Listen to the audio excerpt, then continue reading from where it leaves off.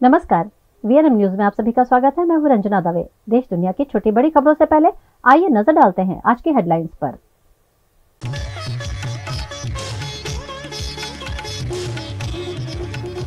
देश की वित्त मंत्री निर्मला सीतारमण आज गुजरात दौरे पर। विपक्षी दलों की विचारधारा पर उठाए सवाल।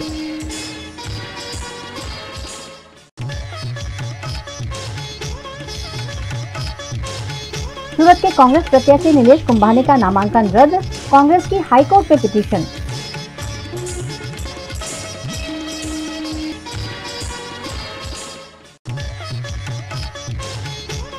और वडोदरा में चुनावी नामांकनों की जांच प्रक्रिया पूरी, 14 प्रत्याशियों के 23 फॉर्म मंजूर।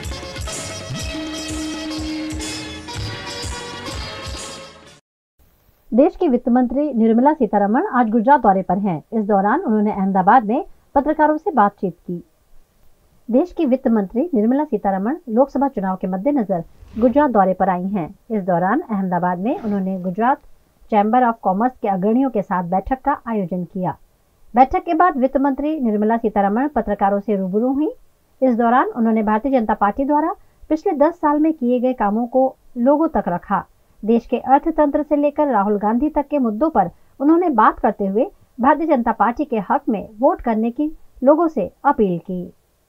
चुनाव के संदर्भ में हम सब प्रधानमंत्री सहित देश भर में हर जगह जाकर के पिछले 10 साल में हमारे सरकार प्रधानमंत्री जी के नेतृत्व में कितने जनता के हित में कामकाज किए हैं, वो ग्राउंड में जिसे हम बार बार बोलते हैं सैचुरेशन लेवल तक पहुंचे हैं। एक आध स्कीम में सैचुरेशन से थोड़ी ही दूर पीछे हैं, वो भी हम अचीव कर लेंगे। सो इंक्लूसिव ग्रोथ जो बोला जाता है कि गरीब, पिछड़ा, वंचित, शोषित लोग को जो हम अच्छा काम करके उनको भी एम्पावर करना, एंटाइटलमेंट नहीं, एम्पावर करके उनको भी सभी विषयों में उनका आकांक्षा पूरा करने के लिए जो एक्सेस चाहिए, उनके बच्चे के स्कूल, उनके सीनियर बुजुर्ग जो परिवार में है उनको मेडिकल फैसिलिटी का, या परिवार के लिए बेसिक खाना के लिए अनाज, इन सभी विषयों को देखभाल करते हुए घर, शौचालय, पानी, रसोई गैस सब उनको पहुंचे।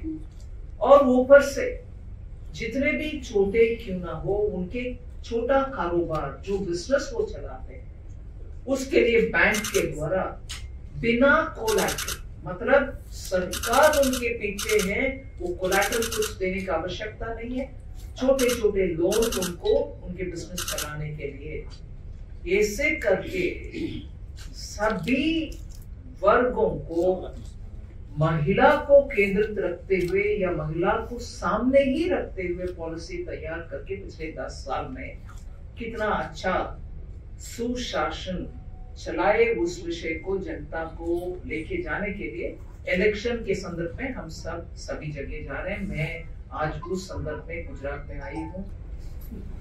कांग्रेस इंडी अलायंस में एक मेंबर है। सो विषय ये है कि इंडी अलायंस एकजुट नहीं है, ये बार बार एक एक राज्य से दिखाते हुए हम इस चुनाव में आगे बढ़ रहे हैं। सो ऑपोजिशन एकजुट हो गया, इंडी अलायंस है, बातों में भी नहीं रहा। और अगर वो स्टेटमेंट जो मंत्री तमिलनाडु से उदयनिधि जी बात किए हैं उससे कांग्रेस सहमत है, तो कांग्रेस के चीफ मिनिस्टर तेलंगाना का बयान ऐसे क्यों आएगा? इंडी अलायंस में मतभेद खूब है, क्रिटिकल इश्यूज के ऊपर है, इसीलिए वो अलायंस जमा नहीं है। नाटक कर रहे हैं कि अलायंस हमारा वगैरह।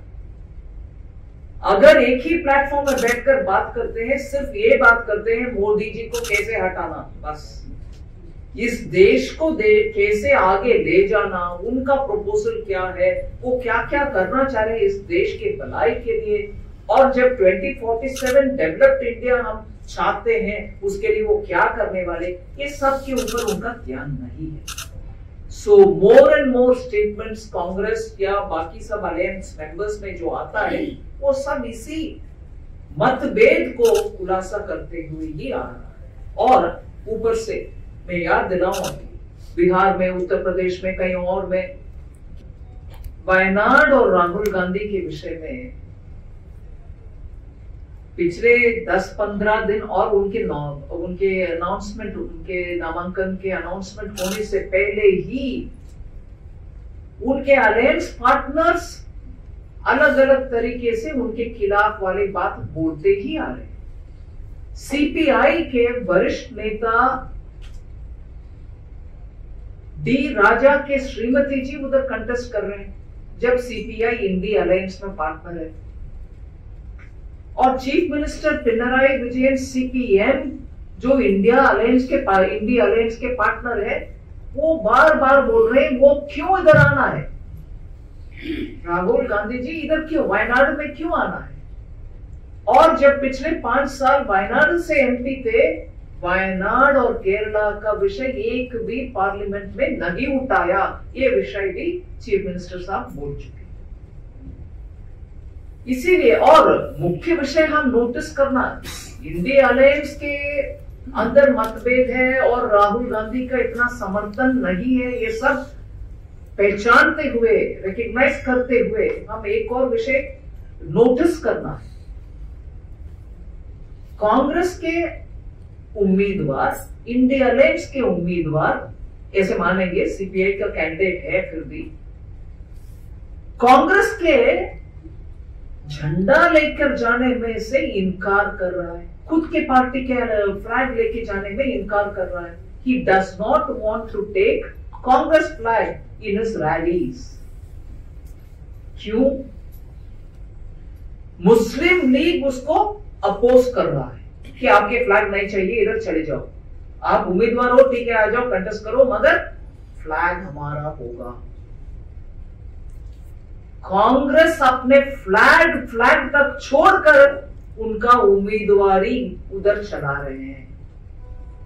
देश के हित में काम करने के लिए कॉन्स्टिट्यूशन के ऊपर हाथ रख के हम जब स्वेरिंग इन करते हैं, अपने फ्लैग को बचा नहीं पा रहा, ये देश को बचाएगा क्या? गुजरात के सूरत में कांग्रेस प्रत्याशी नीलेश कुंभानी के नामांकन पर भारतीय जनता पार्टी ने आपत्ति जताई है। गुजरात के सूरत में कांग्रेस के प्रत्याशी नीलेश कुंभानी के नामांकन पर भारतीय जनता पार्टी ने सवाल उठाए हैं।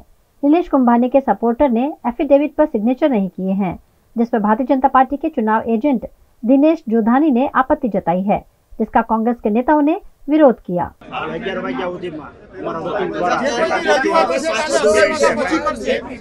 डॉक्यूमेंट करता है हमारा वकील द्वारा काल 11 वाग्या सुधीनो टाइम आप्यो छे, काल 11 वाग्या सुधीमां डॉक्यूमेंट पूरा करी आ वक्त चूंटणी 100% जीतवानी। सूरत कलेक्टर ने नीलेश कुंभानी को शाम 4 बजे तक का वक्त दिया था। इसके बाद नीलेश कुमारी का फॉर्म रद्द कर दिया गया होने की जानकारी कांग्रेस पार्टी को दी गई है।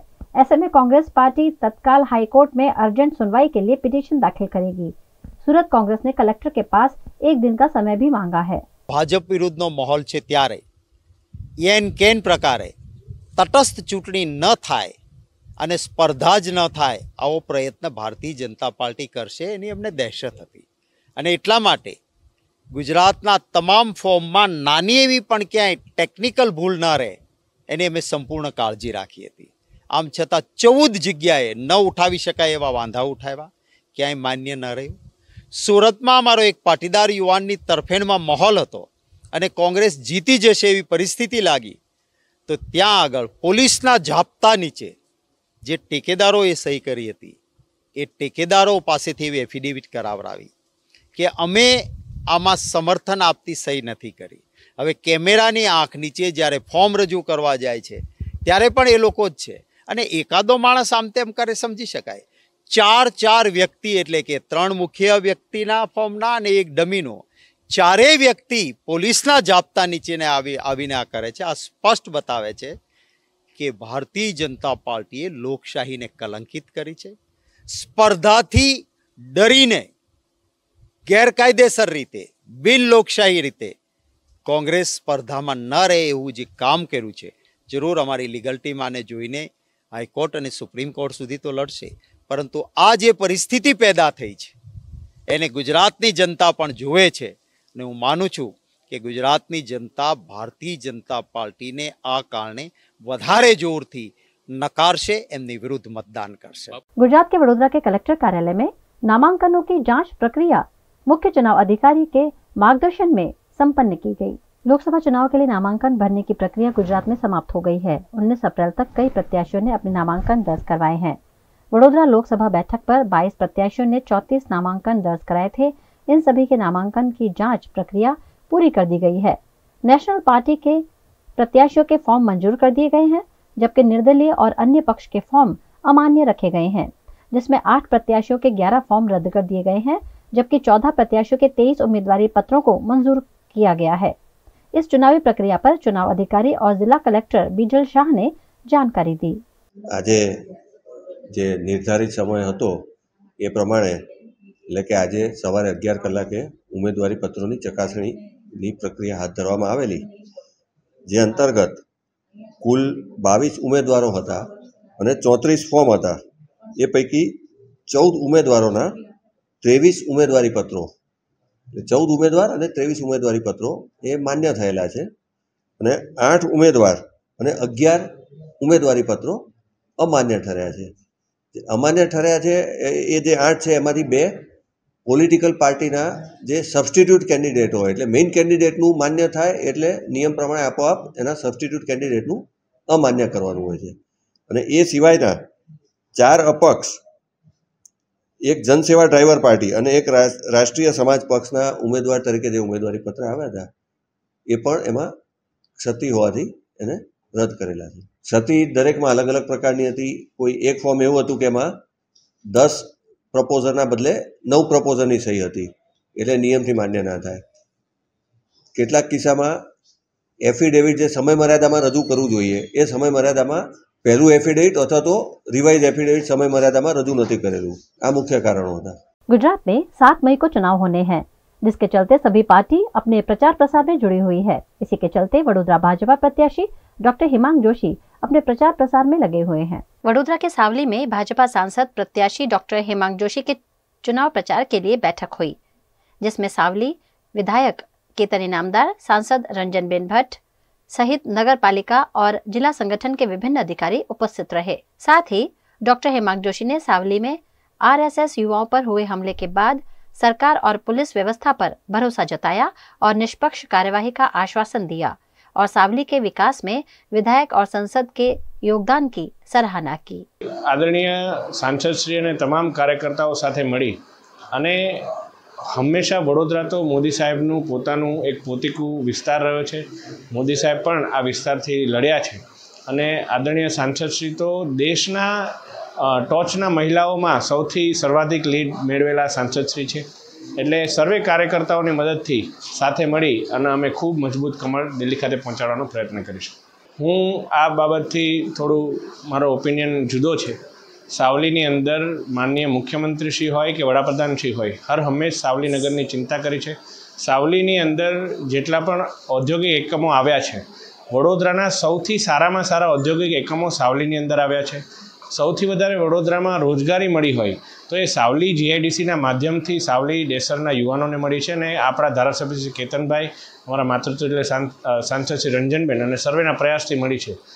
लोकसभा चुनाव के चलते प्रधानमंत्री नरेंद्र मोदी ने आज महाराष्ट्र में जनसभाओं को संबोधित किया। प्रधानमंत्री नरेंद्र मोदी ने आज शनिवार दोपहर महाराष्ट्र के नांदेड़ में चुनावी रैली की, जहां उन्होंने पहले चरण में वोट देने वालों को धन्यवाद दिया। पीएम ने कांग्रेस और इंडी गठबंधन पर फिर निशाना साधा। उन्होंने कहा कि इंडी गठबंधन को उम्मीदवार नहीं मिल रहा। वायनाड में राहुल को संकट दिख रहा है। जैसे वे अमेठी छोड़कर भागे हैं, उन्हें वायनाड छोड़कर भी भागना पड़ेगा। नांदेड़ आणि हिंगोलीकरांना माझा नमस्कार। साथियों, वोटर भी देख रहे हैं कि कैसे इंडी अलायंस के लोग अपने स्वार्थ में, अपने भ्रष्टाचार को बचाने के लिए एक साथ आए हैं।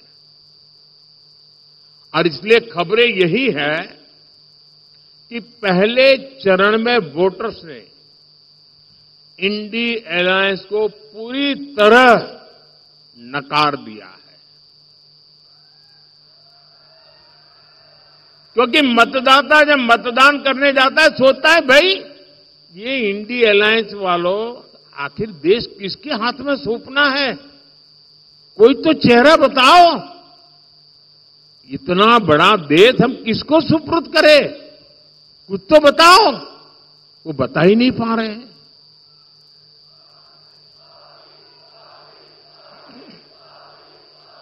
ये लोग दावे जो करें, लेकिन सच्चाई यही है कि चुनाव की घोषणा से पहले से ही कांग्रेस के नेता अपनी हार मान चुके हैं।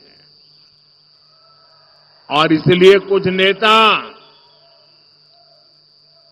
जो लगातार लोकसभा में जीत करके आते थे, इस बार आपने देखा है वो लोकसभा का चुनाव छोड़ करके राज्यसभा के रास्ते से अंदर जाके बैठ गए हैं।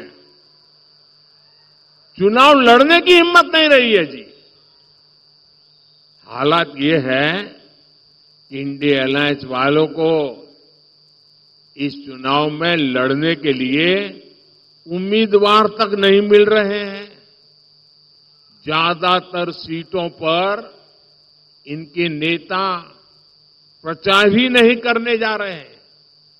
और आप जानकर के हैरान हो जाएंगे, इस देश की करीब करीब 25% सीटें ऐसी हैं, 25%, जहां ये इंडी अलायंस के लोग अंदर अंदर एक दूसरे के खिलाफ चुनाव लड़ रहे हैं।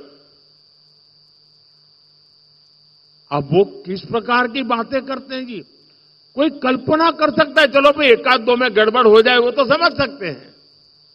25% सीटें ऐसी है इस देश के लोकसभा की जिसमें ये जो अपने आप का गठबंधन का क्लेम करते हैं वो आपस में चुनाव लड़ रहे हैं, आपस में एक दूसरे को जेल में डालने की बातें कर रहे हैं, आपस में एक दूसरे पर आरोप लगा रहे हैं। क्या ऐसे लोगों पे भरोसा कर सकते हैं? क्या ऐसे लोगों पे भरोसा कर सकते हैं? जो अंदर अंदर भरोसा नहीं कर सकते हैं उस पर आप भरोसा कर सकते हैं क्या? देश भरोसा कर सकता है? जो आज साथ होने के बाद भी 25% सीटों पर लड़ते हैं, तो अगर उनको थोड़ी सीटें पार्लियामेंट में मिल गई तो अंदर भी वो तूफान करेंगे। और इसलिए इस चुनाव में इनको सबक सिखाना बहुत जरूरी है भाइयों।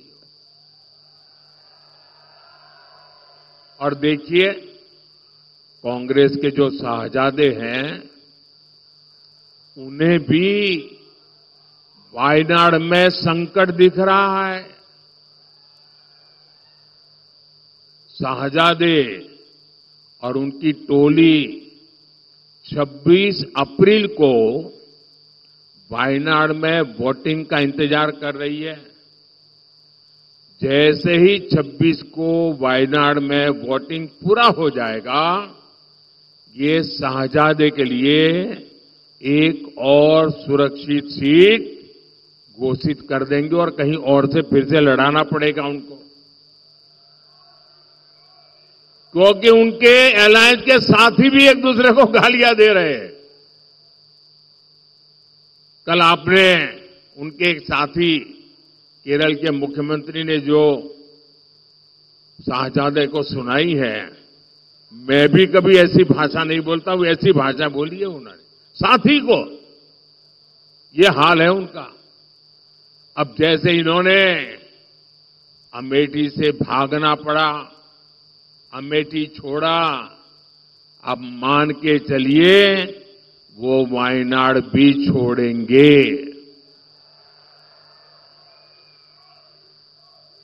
आप कांग्रेस का ये परिवार, आपको आश्चर्य होगा, आजादी के पहली बार स्थिति ऐसी बन रही है कि कांग्रेस का परिवार इस चुनाव में कांग्रेस को वोट नहीं देगा, खुद कांग्रेस को वोट नहीं देगा। ये हाल है इनका, क्योंकि जहां वो रहते हैं वहां कांग्रेस का उम्मीदवार ही नहीं है। नांदेड़ के बाद पीएम मोदी ने परभणी भी जनसभा की। यहां उन्होंने कहा कि 2014 में जब मैं पहली बार लोकसभा चुनाव लड़ रहा था, तब आतंकी हमलों के डर, आए दिन बम धमाके की खबरें छाई रहती थी।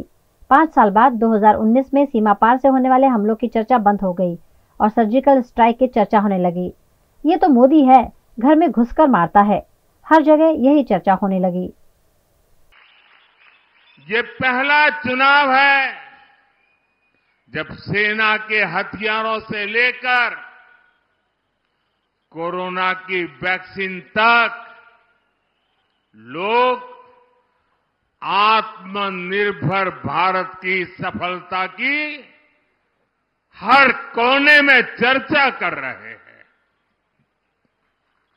सिर्फ 10 वर्ष में देश ने विकास की एक लंबी दूरी तय कर ली है। 2014 में जब मैं पहली बार लोकसभा का चुनाव लड़ रहा था, उस समय चुनाव में क्या बातें होती थी, अखबार किन बातों से छाए रहते थे, टीवी पर किन बातों की चर्चा होती थी, तब बात होती थी आतंकी हमलों का डर, आए दिन बम धमाकों की खबरें और हमारे वीर जवानों की शहादत की पीड़ा, यही छाया रहता था। 5 साल बाद, याद करिए साथियों, 5 साल बाद 2019 में चर्चा सीमा पार से होने वाले हमलों की बंद हो गई और चर्चा क्या होने लगी? Surgical strike. ये तो मोदी है, घर में घुस के मारता है। ये चर्चा होने लगी कि नहीं होने लगी? शौर्य की ये धरती महाराष्ट्र भी सर्जिकल स्ट्राइक की बात सुनकर गर्व से भर गई थी। आप मुझे बताइए, हिंदुस्तान का कोई ऐसा नागरिक होगा जिसको गर्व न हुआ हो? कोई नागरिक होगा जिसको गर्व न हुआ हो? गर्व हुआ कि नहीं हुआ? हर किसी को गर्व हुआ कि नहीं हुआ? साथियों, एनडीए सरकार सबका साथ, सबका विकास के मंत्र पर काम करती है। खबरों का दौर यूं ही चलता रहेगा। फिलहाल वक्त है एक ब्रेक का।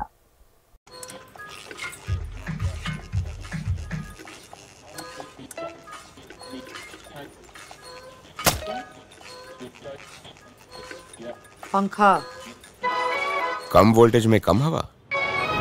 Switch to RR signature BLDC fans जो दे फुल स्पीड कम वोल्टेज में। RR सिग्नेचर फैंस, आपके काम की बात।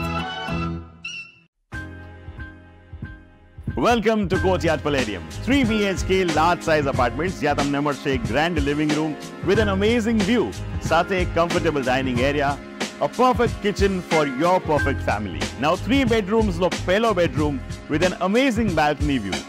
સાથે the second bedroom which is very comfortable, very cozy and has ample of sunlight. And now for the third and the master bedroom of this house. This is so amazing, so grand and so beautiful.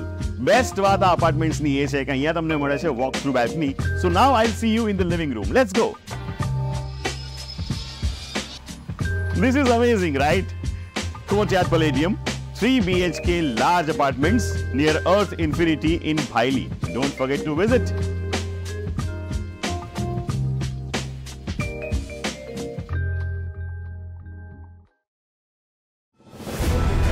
Part of the RR Global Conglomerate, with a presence in over 50 countries, RR Kabel is a leading Indian wires and cables brand, a wide range offering excellent quality and trustworthiness. RR also has a wide range of lighting solutions. Choose from several options that can light up your home or office. Presenting appliances from RR, increasing the style quotient of your home. Delivering convenience every day. RR fans, lighting solutions, air coolers, water heaters, irons and more. When it comes to trust, quality and convenience, ask for home appliances from RR Kabel, your one-stop electric goods solutions provider.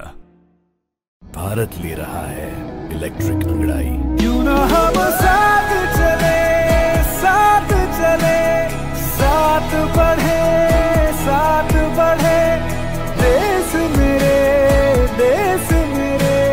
देश को ले जाए नई दिशा की ओर। आपका Joy, Bharat का Joy.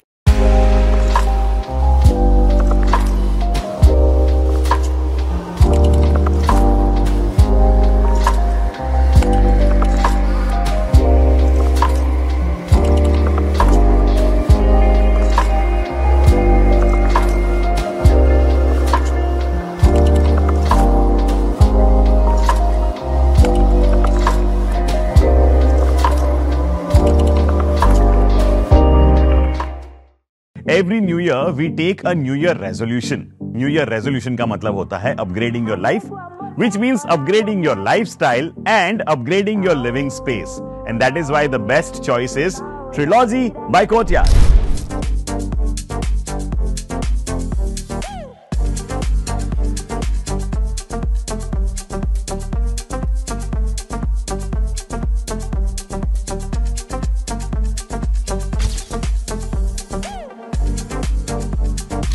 Trilogy by Courtyard. Finest architecture, world-class amenities and a great space to live. Come check it out. Gujarat के वडोदरा के लक्ष्मीपुरा गांव में भी अब भारतीय जनता पार्टी के केंद्रीय मंत्री पुरुषोत्तम रूपाला का विरोध करते हुए बैनर्स लगे हैं। 19 अप्रैल का अल्टीमेटम पूरा हो जाने के बाद अब पूरे गुजरात में पुरुषोत्तम रूपाला का विरोध तेज हो गया है। गुजरात के वडोदरा शहर के लक्ष्मीपुरा गांव में भी पुरुषोत्तम रूपाला का विरोध करते हुए बैनर लगाए गए हैं। यहां युवाओं ने पुरुषोत्तम रूपाला के साथ साथ भारतीय जनता पार्टी का भी विरोध करते हुए सभी नेताओं के गांव में प्रवेश पर रोक लगा दिया है। लक्ष्मीपुरा गांव में युवाओं में आक्रोश देखने मिल रहा है और राजपूत समाज की बेटियों पर की गई टिप्पणी से आक्रोश का माहौल देखने मिल रहा है। भारतीय जनता पार्टी के नेताओं को लक्ष्मीपुरा गांव में प्रवेश से रोकने के बैनर लगाए गए हैं। समस्त लक्ष्मीपुरा गाम છે અને સાથે મારા ગામનો મિત્ર છે। હવે વાત કરીએ તો રૂપાલામાં કેવું છે કે એ જે માણસ છે અમારી બેન દીકરીઓ છે રાજપૂત સમાજની દીકરીઓ છે જે અપશબ્દો બોલે છે તે અમે ભાજપ વિરુદ્ધ અમે વોટિંગ તો કરીશું પણ અમે ભાજપ વિરુદ્ધ કરીશું। આ લક્ષ્મીપુરા ગામ છે બરાબર અને લક્ષ્મીપુરા ગામના ક્ષત્રિય ભાઈઓ બહેનો વડીલો અમે વિરોધ ભાજપ વિરોધ કે જે રૂપાલાએ જે બેન દીકરીઓ માટે જે ટિપ્પણી કરી છે એના વિરુદ્ધ અમે લોકો ભાજપના વિરુદ્ધ વોટિંગ કરીશું। એ અમારા સંકલન સમિતિના જે ક્ષત્રિય વડીલો જે કરશે એ રીતે અમે એ પ્રમાણે ચાલીશું। गुजरात के अरवली जिले के मोड़ासा में भाजपा प्रत्याशी शोभना बारैया की पत्रकार परिषद आयोजित की गई। આપણી આગામી લોકસભાની ચૂંટણી 7મી મેના રોજ યોજાઈ રહી છે અને મારો અવિરત પ્રવાસ ચાલુ છે। હું પ્રચાર અર્થે નીકળી છું ત્યારે જંગી સમર્થન મને સૌ કાર્યકર્તાઓ અને જનતા તરફથી મતદારો તરફથી મળી રહ્યો છે।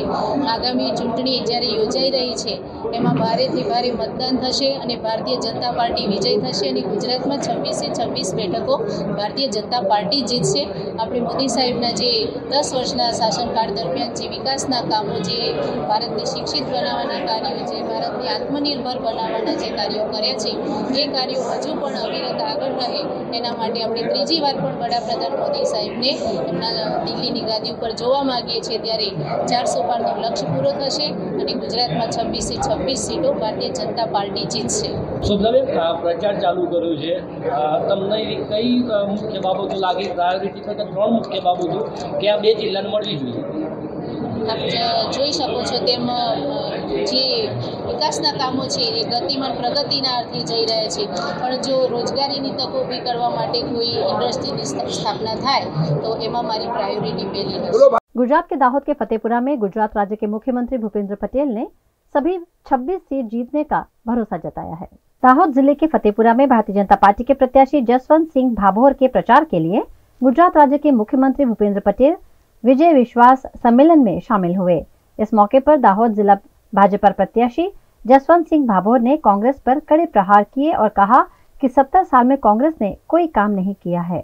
दाहोद में डायलिस होस्पिटल मेडिकल कॉलेज शुरू करी त्यारे कांग्रेसना धारासभ्यो कांग्रेसना संसद सभ्यो डायलिस होस्पिટલનો વિરોધ કરવા વાળાઓને મારે પૂછવું છે, કોરોના કાળની અંદર डायलिस હોસ્પિટલ ના હોત તો આપણા સમાજને બચાવી શક્યા ના હોત।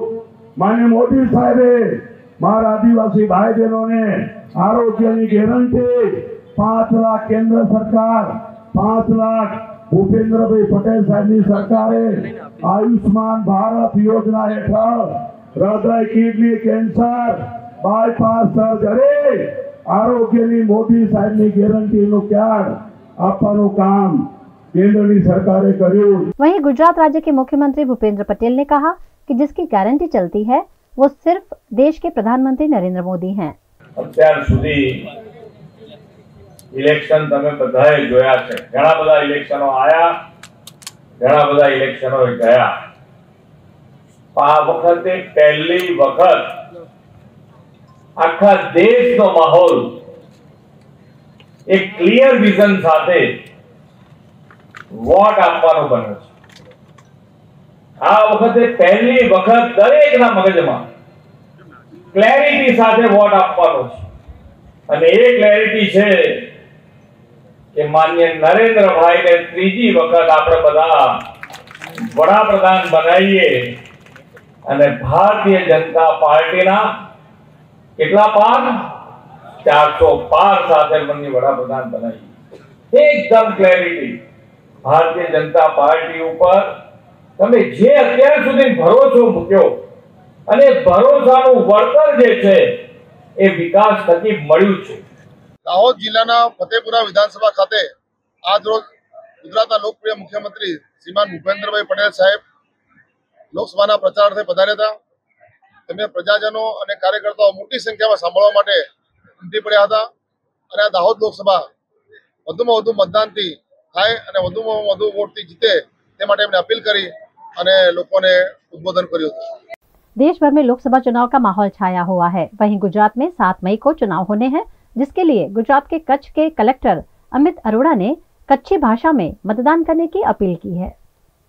मुंजे कच्छ जिले जे मळे मतदार भा भेणे के अपील कईया तो कि लोकसभा 2024 जी सामान्य चूंटणी 7 मे 2024 जे डी नक्की थई आए तड़े पा मळे मतदार भा भेण लोकशाही जी ही पवित्र ताणे ते भोले वगैर मतदान करी अने लोकशाही जो ही पवित्र त्योहार मनायु। तो हलो मणे मुंजा कच्छी भा भेण 7 मे 2024 जे डी के पा मणे मतदान करीने लोकशाही के वधाई। उत्तराखंड के हरिद्वार में जिला निर्वाचन अधिकारी धीरज सिंह गबरियाल ने मतदान दिवस पर अच्छी तरह मोर्चा संभाला। हरिद्वार में जिला निर्वाचन अधिकारी ने मतदान दिवस पर वरिष्ठ पुलिस अधीक्षक के साथ जनपद की लगभग सभी विधानसभा क्षेत्रों के विभिन्न बूथों पर पहुंचकर मतदान प्रक्रिया का जायजा लिया। इस दौरान उन्होंने मतदान केंद्रों पर पहुंचकर आधारभूत सुविधाओं की जानकारी ली, वोटिंग टर्नआउट के बारे में जाना और सुरक्षा व्यवस्थाओं को भी परखा। इतना ही नहीं, सफलतापूर्वक मतदान संपन्न होने पर जिला निर्वाचन अधिकारी ने मतदान प्रक्रिया से जुड़े सभी कर्मचारियों अधिकारियों को बधाई दी और सभी का आभार प्रकट किया। जो हमारे गरब्याल सर की व्यवस्था है बहुत ही अच्छी सबसे अच्छी व्यवस्था है, आज तक हमने इतना चुनाव में नहीं देखी। आज तक टेंट जो लगा है वो भी बहुत अच्छा है। पहली बार ऐसा वाटरप्रूफ टेंट आज तक नहीं देखा। आज तक प्राणियों के प्रति संवेदना जगाने के लिए वडोदरा के संत कबीर स्कूल में एशिया के सबसे पहले रोबोटिक हाथी को प्रदर्शित किया गया।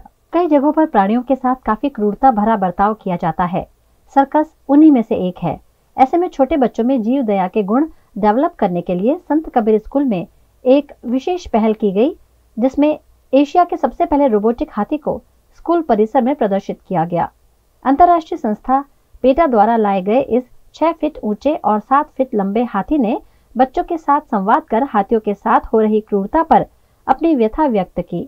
यहाँ पे पेटा नाम का NGO आया है जो है people for ethical treatment of animals, और एक एली नाम का एलिफेंट है जिसका रोबोट बनाया गया है, और वो एलिफेंट को सर्कस में से रेस्क्यू किया गया था। तो ये एलिफेंट आया है ऑल द वे मुंबई से, और ये हर एक स्कूल में जाके बच्चों को बताता है कि भाई मेरे साथ क्या हुआ है और कैसे मुझे प्रोटेक्ट कर सकते हैं। सो मीनाक्षी मैम जो पेटा NGO के साथ है, उन्होंने हमको अप्रोच किया था, तो आज हमने बच्चों के लिए उनको बुलाया था, बच्चों को समझने के लिए कि भाई सर्कस में हम जाते हैं लेकिन ये एनिमल्स और सबके लिए कैसे उनको तकलीफ़ होती है और क्या हमको ध्यान में रखना चाहिए। ये आज का हम बहुत खुश हुए हैं, बच्चे भी बहुत खुश हुए हैं। हाथी छोटे बच्चों में वैसे ही काफी लोकप्रिय होता है। ऐसे में हाथियों के साथ हो रही क्रूरता पर अंतर्राष्ट्रीय संस्था पेटा द्वारा देश भर की स्कूलों में ये प्रदर्शन किया जा रहा है ताकि बच्चे प्राणियों के साथ हो रहे अन्याय को समझें। एली एशिया का फर्स्ट एजुकेशनल एनिमेट्रॉनिक एलिफेंट आज वडोदरा में आया है। एली ने अब तक 101 स्कूल में विजिट की है और बच्चों को ये सिखाया है कैसे हमें जानवरों का इस्तेमाल नहीं करना चाहिए। एली ने हमें ये भी बताया, उसकी पूरी कहानी बताई जो उसने सर्कस में बिताई थी। वो जब 3 महीने की बेबी थी तब उसे लेके गए थे और तब से 12 साल तक वो सर्कस में रही थी। एली ने हमें ये रिक्वेस्ट की है कि सारे उसे प्रॉमिस करें कि हम कोई भी सर्कस में ना जाए जहाँ जानवरों का इस्तेमाल होता है, क्योंकि वहाँ उनको बहुत बुरी तरह से रखा जाता है। एली ने हमें ये भी कहा जानवरों की सवारी हमें नहीं करनी चाहिए, क्योंकि कोई भी जानवरों की सवारी हम करते हैं हमें बहुत मज़े आते हैं, मगर क्या आपने कभी जानवरों के बारे में सोचा है उन्हें कितनी तकलीफ़ होती होगी। और एली ने हमसे और एक रिक्वेस्ट की है। एली हमसे चाहती है कि हम नेशनल पार्क और सैंचुरीज विज़िट करें ताकि जहाँ पे एनिमल आज़ादी से घूमते हैं। गुजरात के अहमदाबाद में चुनाव की तैयारियों के भागरूप शहर के पुलिस कमिश्नर ने मतदान केंद्रों का जायजा लिया। गुजरात के अहमदाबाद में प्रशासन के साथ साथ पुलिस विभाग भी चुनाव के लिए सज्ज हो रहा है। चुनाव संबंधी तैयारी पुलिस विभाग द्वारा की जा रही है। इसी के भागरूप अहमदाबाद के पुलिस कमिश्नर GS मलिक अन्य उच्च पुलिस अधिकारियों के साथ अहमदाबाद पूर्व इलाके में स्थित मतदान केंद्रों पर पहुंचे। बूथ विजिट करते हुए उन्होंने उच्च अधिकारियों से मतदान कराने की प्रक्रिया पर आवश्यक दिशा निर्देश दिए। अहमदाबाद के वटवा, रामोल, ओढ़व, रखियाल, बापूनगर जैसे इलाकों के सेंसिटिव बूथ पर अहमदाबाद के पुलिस कमिश्नर GS मलिक ने सुचारू वोटिंग करने की रणनीति तय की। वडोदरा के SSG हॉस्पिटल की फिजियोथेरेपी कॉलेज में फिजियो फिएस्टा 2024 के रूप में वार्षिकोत्सव मनाया गया। मध्य गुजरात की सबसे बड़ी सरकारी हॉस्पिटल SSG में फिजियोथेरेपी कॉलेज है, जहां छात्रों के लिए हर वर्ष की तरह इस वर्ष भी वार्षिकोत्सव का उत्साह के साथ आयोजन किया गया। फिजियो फिएस्टा 2024 के अंतर्गत आयोजित इस कार्यक्रम में छात्रों ने अलग अलग प्रस्तुतियां दी। ये वार्षिकोत्सव 28 अप्रैल तक जारी रहेगा। SSG હોસ્પિટલના ફિઝિયોથેરાપી વિભાગમાં એમના સ્ટુડન્ટ દ્વારા દર વર્ષે એન્યુઅલ ફંક્શન આયોજન કરવામાં આવતું હોય છે। તો અમારા એન્યુઅલ ફંક્શન છે જેનું નામ છે ફિઝિયોફિએસ્ટા। એમાં કેવું હોય છે કે બધા ડેઝ હોય છે, ટ્રેડિશનલ ડે છે, પેસ્ટલ ડે છે, સિગ્નેચર ડે છે, એવા ઘણા ખરા ડેઝ હોય છે। એમાં એજ્યુકેશનલનું પણ આવે છે, જેમાં સાયન્ટિફિક ડે હોય છે, ઇન્ડોર ડે હોય છે, અને મેન અમારું કલ્ચરલ ઇવેન્ટ છે જે 28 તારીખે થવાનું છે। આજે અમારું ઇનોગ્રેશન હતું 19 તારીખે। આજે ફિઝિયોફિએસ્ટાનું ઇનોગ્રેશન થયું છે અને આજકાલથી અલગ અલગ ડે સેલિબ્રેટ કરશે છોકરાઓ। એવરી યર આ રીતનું એ લોકો આયોજન કરે છે અને એન્જોય કરે છે। એમાં અમારા દરેક સ્ટાફ અને મારો સંપૂર્ણ સપોર્ટ અને સહકાર છે। लोकसभा चुनाव के मद्देनजर इंडिया गठबंधन की आगरा लोकसभा के प्रत्याशी सुरेश चंद्र कदम ने कार्यालय का उद्घाटन कर नामांकन दर्ज कराया है। भीषण गर्मी के बीच भी सियासी दलों ने अपने पार्टी प्रत्याशियों के पक्ष में माहौल बनाने के लिए पूरी ताकत झोंक दी है। गर्म मौसम का असर भी राजनेताओं पर इन दिनों नहीं पड़ रहा है। आगरा सुरक्षित लोकसभा सीट उत्तर प्रदेश में सबसे हॉट मानी जा रही है। चुनाव में इंडिया गठबंधन के सपा प्रत्याशी ने लंबी प्रतीक्षा के बाद आगरा लोकसभा क्षेत्र से सुरेश चंद्र करदम को अपना प्रत्याशी घोषित किया था। आगरा बसपा के कोर वार्ड में सेंध लगाने का प्रयास और बसपा सुप्रीमो के लिए इसे चुनौती माना जा रहा है। सुरेश चंद्र करदम जूता कारोबारी है और वो पूर्व में बसपा के टिकट पर मेयर का चुनाव भी लड़ चुके हैं।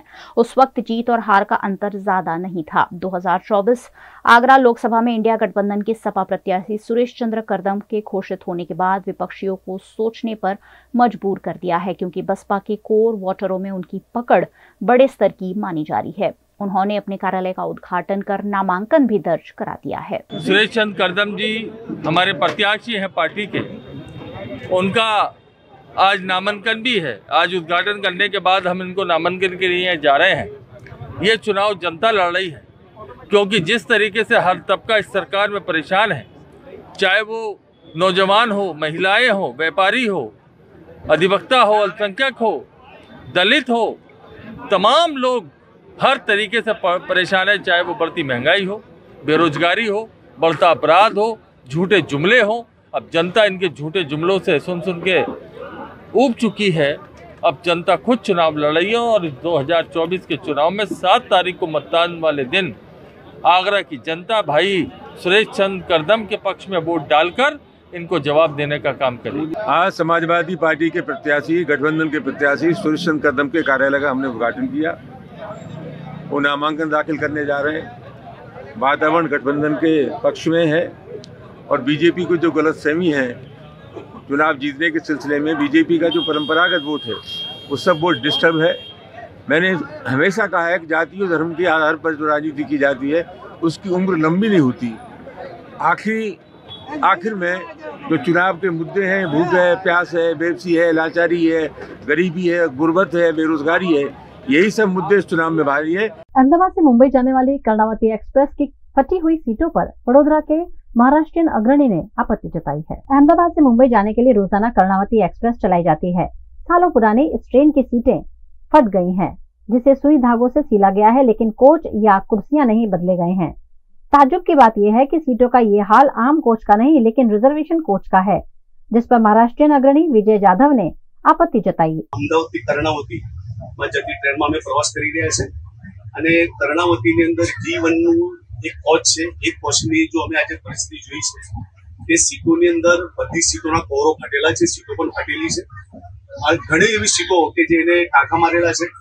આજે જ્યારે ભારત દેશની અંદર બુલેટ ટ્રેનનું જ્યારે સપનું પૂરું થવા જતું હોય, વંદે ભારત જેવી ટ્રેનો ચાલુ થતી હોય, તો કેમ એક સામાન્ય વ્યક્તિ માટે અત્યારે જે ટ્રેનમાં જે પરિસ્થિતિ છે કેમ સામાન્ય વ્યક્તિને ફેસિલિટી આપવામાં આવતી નથી। આજે આ વિડીયોના માધ્યમથી હું રેલવે તંત્રને એક વાત જણાવવા માંગુ છું કે સામાન્ય વ્યક્તિ પણ પ્રવાસ કરી રહ્યા છે એટલે એમને પણ સવલત મળે અને એવી રીતે તમારે કામગીરી કરવી છે। આજની આ D1 ની અંદર કર્ણાવતીની D1 ની અંદર જે કોચ છે, કોચની જે પરિસ્થિતિ તમે જો કે સીટો બધી ફાટેલી છે, તો સામાન્ય વ્યક્તિને પણ ફેસિલિટી મળવી જોઈએ એ હું આજે રેલવે તંત્રને હું વિનંતી કરીશ। गुजरात के कच्छ के पांधरो गांव से दुनिया के सबसे बड़े सांप के अवशेष मिलने की खबर सामने आई है, जिसने सबका ध्यान अपनी ओर खींच लिया है। कच्छ के पांधरो के पास एक लिग्नाइट खदान में अब तक के सबसे बड़े सांप के अवशेष मिले हैं, जिसके अनुसार जो सांप पाया गया है उसकी लंबाई 49 फीट यानी 15 मीटर तक है और ये अवशेष 47 मिलियन साल पहले के माने जाते हैं। सांप की रीढ़ की हड्डी के 27 जितने अवशेष बाहर निकल गए हैं और उसे वासुकी इंडिक्स नाम दिया गया है। ओडिशा के रुड़की IIT के 2 रिसर्चर्स देवजीत दत्त और सुनील वाजपेयी द्वारा साइंस जर्नल के साइंटिफिक रिपोर्ट्स में प्रकाशित एक स्टडी में कहा गया है कि कच्छ के पांगधरा में एक लिग्नाइट खदान से वासुकी के अवशेष की खोज की घोषणा की गई है। ये जो अवशेष मिले हैं बेसिकली साइंटिफिक नेम उसका वासुकी इंडिकस है और इसको डिस्कवर किया है IIT रुड़की के प्रोफेसर्स ने, प्रोफेसर सुनील वाजपेयी करके उनकी टीम ने इसको डिस्कवर किया। इनिशियली 2005 में स्टार्ट किया गया था और 2019 में उन्होंने जब उसमें से सेडिमेंट्स निकाले और सारा चेंज किया, उसको सारा एनालिसिस किया, तो उसके हिसाब से उनको लगा कि this is a big snake, एक बड़ा स्नेक का फॉसिल है और इसका साइज जो है वो एनाकोंडा और जो पाइथन है जो आज के टाइम से उससे भी बड़ा है। एंड ये जो फॉसिल मिला है it is equivalent to big multi channel bus के बराबर बड़ा है इसका पूरा का पूरा। अब ये जो फॉसिल मिला है उसके अंदर उन्हें करीबन 27 वर्टिब्रास मिले हैं और उनको क्लीन करने के बाद में उसके साथ में हमको जब उसको अच्छे से क्लीन करा गया तो उसको द फॉसिल्स जो उसके मिले हैं रिमेन्स वो पूरे के पूरे हमको बताते हैं कि ये आपका स्नेक का फॉसिल है। और ये जब 47 मिलियन ईयर्स जब हुआ था तो उस टाइम पर हमको जब 47 मिलियन ईयर्स पहले ये मिला तो उस टाइम पे बहुत कंड्यूसिव इन्वायरमेंट था और वो इन्वायरमेंट इतना अच्छा था कि ये लोग इतना बड़े फैल सके, इतने अच्छे से ग्रो हो सके। और उसके साथ में इन्होंने वहाँ पे अडेप्टिव एनवायरनमेंट था। साथ में इसके फॉसिल्स के साथ में हमको फिश के फॉसिल्स भी मिले हैं कुछ। तो बेसिकली कहने का मतलब ये है कि उस समय बहुत अच्छा एनवायरनमेंट था जब ये लोग रहते थे और उनके पास में खाने के लिए और पर्याप्त भोजन मिलता था और उसके हिसाब से ये बहुत अच्छे से ग्रो हुए हैं। मध्य प्रदेश के मंदसौर में भारतीय जनता पार्टी के लोकसभा प्रत्याशी और सांसद सुधीर गुप्ता ने मुख्यमंत्री डॉक्टर मोहन यादव की उपस्थिति में नामांकन दर्ज किया। देश भर में इन दिनों चुनावी माहौल है। इसी के तहत भारतीय जनता पार्टी के लोकसभा प्रत्याशी और सांसद सुधीर गुप्ता का नामांकन पत्र दाखिल करने के लिए मध्य प्रदेश के मुख्यमंत्री डॉक्टर मोहन यादव मंदसौर पहुंचे। इस दौरान उन्होंने गांधी चौराहे पर जनसभा को संबोधित किया और शहर के प्रमुख मार्गों पर रोड शो भी किया। इस दौरान पूरे रास्ते पर कार्यकर्ता और जनता ने उनका गर्मजोशी से स्वागत किया। इस चुनावी रैली में बड़ी संख्या में कार्यकर्ता और समर्थक शामिल हुए। इस मौके पर गांधी चौराहे पर आयोजित जनसभा में मध्य प्रदेश के मुख्यमंत्री डॉक्टर मोहन यादव ने कहा कि भगवान पशुपतिनाथ की नगरी में भाजपा प्रत्याशी सुधीर गुप्ता के नॉमिनेशन के लिए आया हूं और मंदसौर नया रिकॉर्ड बनाए, यही हमारी चाह है। भगवान पशुपतिनाथ की नगरी में आज मैं भाजपा प्रत्याशी श्री सुधीर जी हमारे अपने राष्ट्रीय पदाधिकारी रहे, हमारे अपने नेता रहे और तीसरी बार वो यहाँ से सांसद के नाते से नॉमिनेशन फॉर्म भरने के लिए मेरे साथ यहाँ उपस्थित है। मैं अपनी ओर से उनको शुभकामना देता हूँ और जिस प्रकार का हमारे लिए मंदसौर का अभी तक का ट्रैक रिकॉर्ड है, मंदसौर वो जगह है जहाँ जनसंघ के जमाने से पहली बार भाजपा और उसकी पूर्ववर्ती पहचान जनसंघ और जनता पार्टी के समय से ये ऐतिहासिक स्थान रहा है। मेरी अपनी ओर से शुभकामना है, बधाई है। और हम जैसा देश का माहौल देख रहे हैं, तीसरी बार देश एक बार फिर मोदी जी के हाथों सरकार बनाने जा रहे हैं। भाजपा की अपनी ओर से तीसरी बार सरकार बन रही है। उत्तर प्रदेश के कानपुर देहात के मानपुर गजेन की गौशालाओं में अव्यवस्थाओं से पशुओं की जान खतरे में है। उत्तर प्रदेश में गायों की बदहाली किसी से छुपी नहीं है। उत्तर प्रदेश के रसूलाबाद के मानपुर गजेन की गौशाला में कुछ यही मंजर देखने मिल रहा है। यहाँ अव्यवस्थाओं की भरमार के बीच जिम्मेदार लोग अज्ञान हैं। गौशाला में देखभाल के अभाव में गौवंशों की बेकदरी हो रही है। केयर टेकर के साथ साथ ग्राम प्रधान और ग्राम विकास अधिकारी भी लगातार लापरवाही बरत रहे हैं, जिसके चलते गौशाला की गायें भूख प्यास से तड़प रही हैं। इस मामले कुछ दिनों पहले खंड विकास अधिकारी ने ग्राम प्रधान और ग्राम विकास अधिकारी पर लापरवाही बरतने पर नोटिस जारी कर जवाब मांगा था। कार्यवाही के बावजूद लापरवाही बरते जाने पर गाय मरने की कगार पर पहुंच गई हैं। मुझे सोशल मीडिया पे और मेरे व्हाट्सएप पे मुझे कुछ वीडियो मिले हैं जिसमें कुछ ग्रामीणों द्वारा भी आरोप लगाए गए हैं केयर टेकर्स और संबंधित प्रधान पर, और उसके अलावा उसमें गौशाला में भी कुछ अव्यवस्थाएं मिली हैं।